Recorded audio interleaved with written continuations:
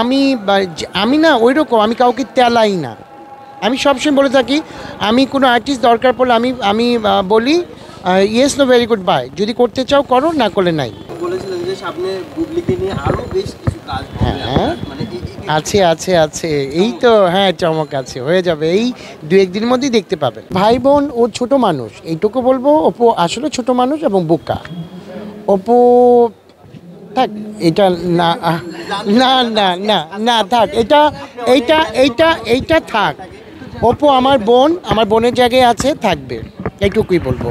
ও ওই যে বললাম ও ছোট মানুষ, ও আসলেই বোকা, আসলেই বোকা, ওইটা বলবো না। ওটা আমি চেপে যাই। বুবলির সাথে আমার অনেক আগেই কাজ হয়েছে, অনেক আগেই কাজ হয়েছে, ওর সাথে আমার অনেক কাজ করেছি আমি, যে সেটা হয়তো ফোকাসে আসেনি। আর অপুর সাথে যেটা হয়েছে, আমার মাসে 4-5টা কাজ অপুকে নিয়ে থাকতোই, ঠিক আছে। যেমন লাস্ট কাজটা বুবলিকে নিয়ে করলাম, তখন আমার সাথে যোগাযোগ করলো বিভিন্ন ব্র্যান্ড। আমি তখন সেই ব্র্যান্ডের কাজের জন্য বুবলিকে আমি কনফার্ম করেছি, বুবলিকে নিয়ে কাজ করেছি, দ্যাটস ইট। দেখো আমাদের এই মুহূর্তে যে দেশের যে কন্ডিশন, সিনেমাই তো হচ্ছে না, আর একসাথে হবে কি করে? কয়টা সিনেমা হচ্ছে, পারবো না যে তা না, কিন্তু আমি না ওই রকম আমি কাউকে তেলাই না। আমি সবসময় বলে থাকি আমি কোনো আর্টিস্ট দরকার পড়লে আমি আমি বলি yes no very good bye, যদি করতে চাও করো, না করলে নাই। কারণ আমাদের ক্লায়েন্ট কিন্তু সবসময় সমান দেয় না। আমি একজন কোরিওগ্রাফার, ঠিক আছে। আমি নতুন পুরনো মিলিয়েই কাজ করি। আমার বেসিক্যালি কাজ করা হয় কিন্তু সেলিব্রিটিদের বেশি নিয়ে। নতুনরা যারা মানে আমার সাথে যোগাযোগ করে, আমি চেষ্টা করি তাদেরকে একটু সাহায্য করার জন্য। কারণ দেখো, নতুন তো আমিও ছিলাম, আমিও নতুন ছিলাম এরকম, আমিও কিন্তু মানুষের সাহায্যের জন্য গিয়েছি। আজকে আমি এই জায়গাতে পৌঁছেছি কিন্তু নতুন থেকেই এই জায়গাতে আসছি। আমাকে কিন্তু কেউ আমাকে হেল্প করেনি।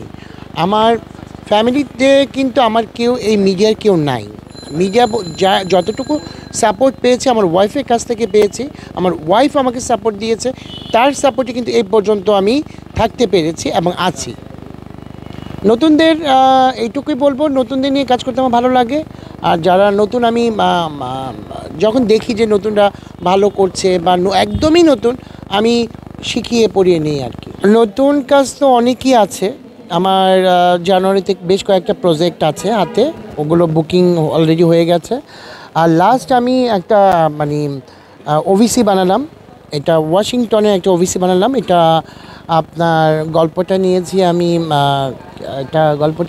আমি, কি বলে আমাদের এটা কি গল্প নিয়েছিলাম জানো?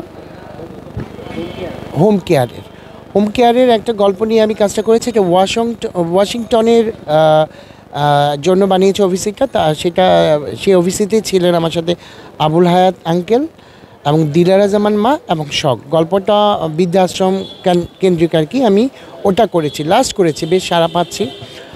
খুব ভালো একটা কাজ হয়েছে আমার। এটা আমার অনেক বড় পাওয়া যে এটা ওয়াশিংটন থেকে এই কাজটা আসছে আমার কাছে। আমি ভাবতে পারিনি যে এত বড় কাজ আমি করতে পারবো। আমি করতে পেরে খুবই ভালো লাগছে।